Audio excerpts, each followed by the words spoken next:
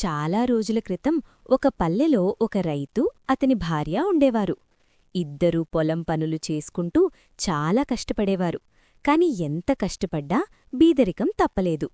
ఒకరోజు పొలం దున్నుతుంటే ఒక బండకి పార తగిలి బద్దలయింది. ఆ బండలో బందీ అయిన ఒక దేవతకి శాపవిముక్తి కలిగింది.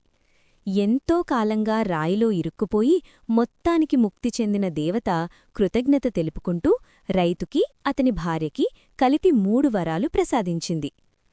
భార్య రైతుతో, డబ్బడుగుదాము, డబ్బుంటే అన్నీ అవే సర్దుకుంటాయి అంది.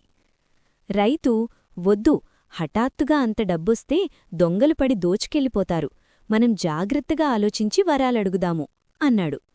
అలాగే దేవత వాళ్లకు ఒక్కరోజు గడువిచ్చింది.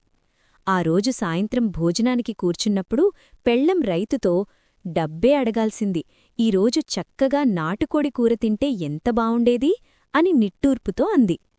వెంటనే వాళ్ల పళ్ళాలు నాటుకోడి కూరతో నిండిపోయాయి. రైతు కోపంగా, అనవసరంగా ఒక వరం పాడుచేశావు, ఇప్పుడా కోడికూర నీ ముక్కులో పెట్టుకో అని తిట్టాడు. వెంటనే కూర ఆమె ముక్కులో పోయి ఇరుక్కుంది. ఇద్దరూ భయపడిపోయారు.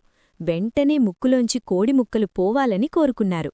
అలాగే కూర ముక్కలు ముక్కులోంచి మాయమైపోయాయి. అలా ఆలోచించకుండా నోటికొచ్చింది అనేసి ఇద్దరూ 3 వరాలని వేస్ట్ చేసుకున్నారు.